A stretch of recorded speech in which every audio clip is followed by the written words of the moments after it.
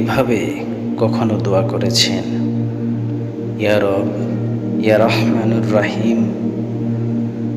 আজ পর্যন্ত যে সমস্ত মুসলিম ভাই বোন আমার হক নষ্ট করেছে, আমার গীবত করেছে, আমার সাথে অন্যায় করেছে,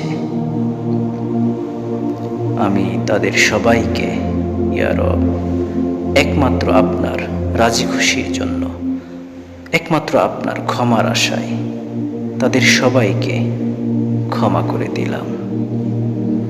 ইয়া আল্লাহ, আমি জেনে অথবা না জেনে যে সমস্ত মানুষের হক নষ্ট করেছি, অন্যায় করেছি ও গীবত করেছি, আপনি সেই সমস্ত মানুষের হৃদয়ে আমাকে ক্ষমা করে দেওয়ার জন্য মানসিকতা সৃষ্টি করে দিন।